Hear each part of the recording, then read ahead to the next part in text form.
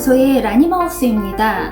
올해의 비타민C 세럼을 신중하게 골라야 하는 계절이 돌아왔는데요. 작년에는 아스코빅 애시드를 20%까지 좀 세게 바르는 관리를 했다면 한 해를 보내면서 금노아존에서 노아존으로 등급이 올라간 제 피부를 조금 더 편하게 관리하기 위해서 요즘 스킨케어 업계의 새로운 트렌드를 장악하고 있는 비타민C 성분을 사용하려고 합니다. 얼마 전에 비타민C 유도체 성분 중 또 요즘 많이 쓰이기 시작한 지용성 비타민C, THD 성분에 대해 다룬 영상이 있는데요. 오일 세럼은 한여름에 바르기도 그렇고 저녁 루틴에 사용하지만 또 아침 루틴에 사용하기 어려운 점이 있어서 수용성 비타민C 유도체인 트리오에틸 아스코베이트에 대해 알아보도록 하겠습니다. 완전히 새로운 것은 아니지만 비타민 복합체를 넣어놓은 그런 세럼들의 이렇게 맨 끝자리를 차지하고 있었다면 그동안 많은 연구와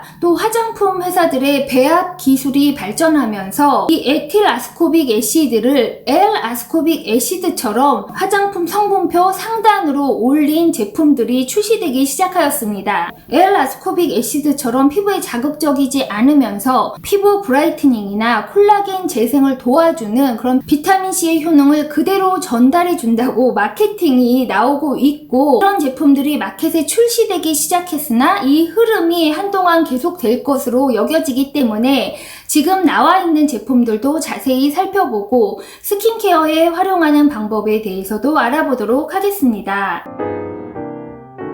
이 영상을 이제 업로드하고 있는 제가 굉장히 잘못한 것 같지만 막상 찾아보면 아직 정보가 그렇게 많지도 않습니다. 요즘 비타민C 유도체 중에 가장 주목받고 있는 트리오에틸 아스코빅 애시드가 영 새로운 것은 아니지만 눈에 확 띄기 시작한 게 작년 언젠가부터라고 볼 수가 있어요. 또 작년과 올해도 상황이 달라졌습니다. 이 비타민C가 유행을 탄단 말이에요. 비타민C 유도체도 유행을 탑니다. 비타민C, 아스코빅 애시드 20%까지 바를 수 있지만 안정적이지 않고 잘 변하니까 이런 캡슐에 넣어서 판매하기도 하고 이렇게 20% 고함량인 제품을 아침에 바르고 선크림 바르기에는 피부에 자극이 될 수 있습니다. 결론적으로 말해서 지금 스킨케어 시장에서 가장 핫한 비타민C 아이템은 트리오에틸 아스코빅 애시드와 테트라엑실 데실 아스코베이트 THD입니다. THD에 대해서는 이미 다뤘죠? 이건 지용성, 에틸 아스코빅 애시드는 수용성. 갑자기 왜 이 에틸 아스코빅 애시드가 이렇게 많이 나오냐? 안정적이고 피부 침투력이나 효과가 좋다고 점점 밝혀내면서 이 에틸 아스코빅 애시드를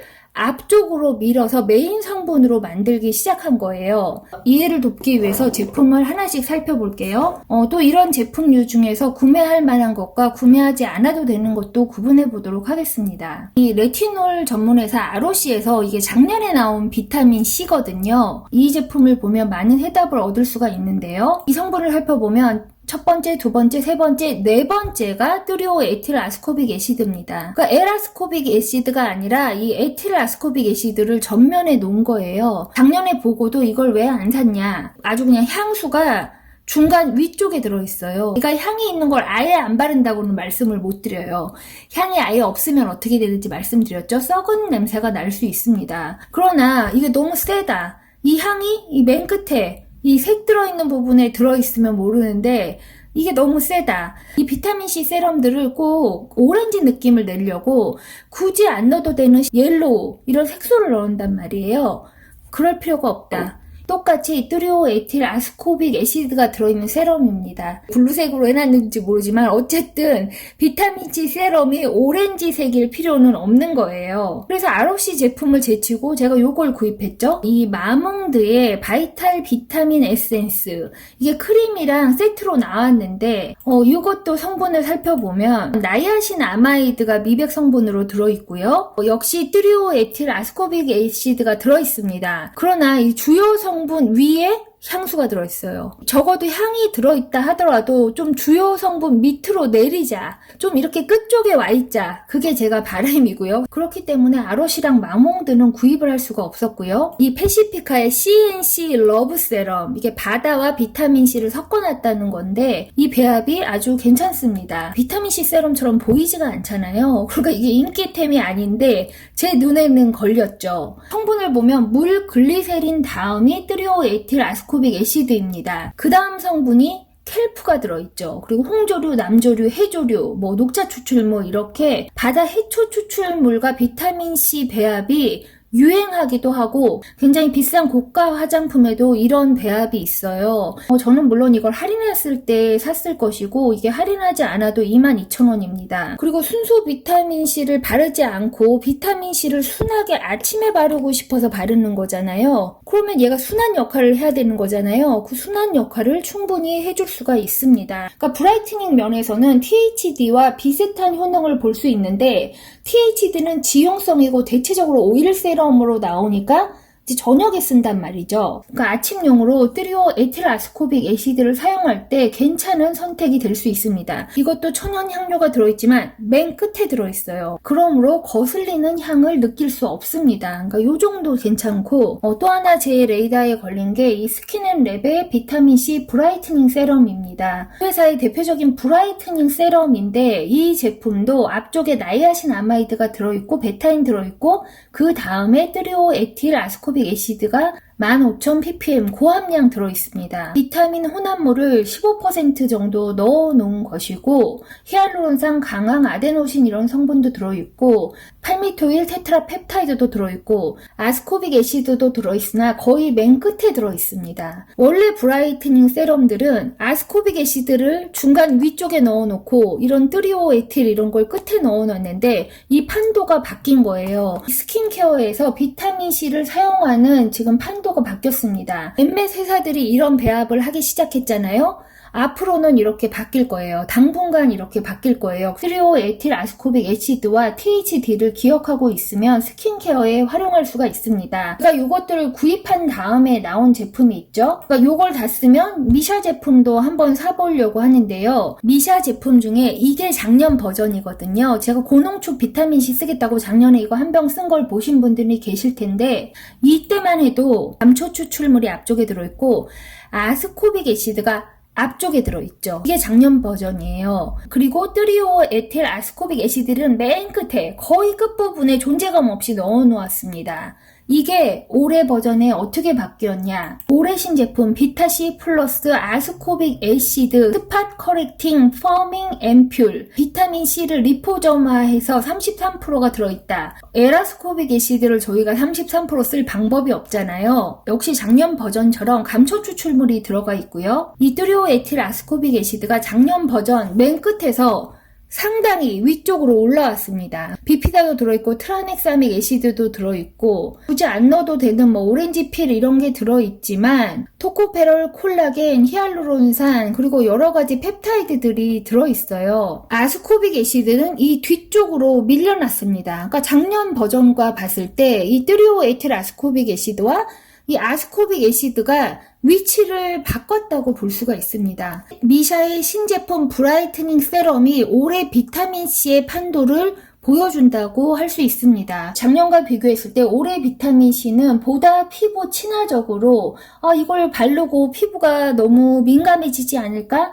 햇빛에 산화되지 않을까? 변하지 않을까? 이런 걱정 없이 사용할 수 있는 배합이라고 볼 수 있습니다. 이 제품 3개를 일단 돌아가면서 사용할 것 같고요. 여름철에 비타민C를 어떻게 바를 것이냐? 다시 정리를 해보자면 아침 루틴에서는 이 트리오에틸 아스코빅 애시드 세럼을 발라주고 저녁에는 THD 비타민C를 쓰거나 수용성 비타민C를 사용한 후에 지용성 비타민C를 발라주고 주말에 다음날 외출을 안 한다 이럴 이럴 때는 저녁에 이 20% 아스코빅 애시드를 트리트먼트로 발라줄 수 있습니다. 상황에 따라 비타민C를 선택할 수 있는데요. 특히나 이 트리오에틸 아스코빅 애시드는 안정성이 좋고 요즘 새 배합으로 사용했을 때 이 아스코빅 애시드만큼 피부 효능이 있다 이런 연구들이 나오기 시작했어요. 이런 고함량 트리오에틸 아스코빅 애시드가 이제 마켓에서 눈여겨보면서 나오기 시작했기 때문에 이게 그렇게 많은 임상 데이터는 없으나 얼굴에 발라본 감촉도 좋고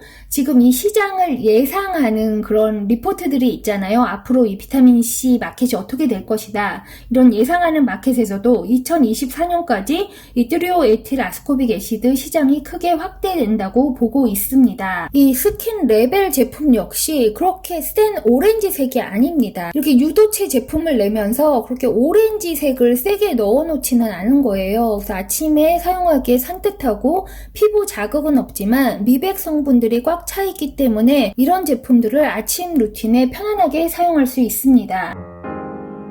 비타민C를 아침에 바르고 나가면 산화되냐 이런 질문들을 많이 해오시는데 그게 어떤 비타민C냐에 따라서 또 다르고 비타민C의 함량에 따라서 다르고 아침 7시에 발랐는지 오전 11시에 발랐는지 바르자마자 밖에 나갔는지 바르고 2-3시간 후에 외출했는지에 따라 다를 수밖에 없습니다. 그럼에도 제가 가지고 있는 뉴트로지나 캡슐 그런 아스코빅 애시드 20% 든 제품들은 저녁에 사용하고 피부 상태가 굉장히 괜찮은 날 트리트먼트로 일주일에 한두 번 정도 사용하면 충분하다고 보고요. 저희가 일상생활에서 외부 환경의 자극을 받을 때 비타민C를 조금 순하게 사용하는 것이 평화로운 피부 관리를 위해서는 좋은데요. 이 비타민C 유도체가 분명히 유행을 타고 해마다 화장품 브랜드들이 새 배합의 발전적인 제품을 내놓는 것도 사실입니다. 이 트리오에틸 아스코빅 애시드가 이렇게 뒤에 들어있다가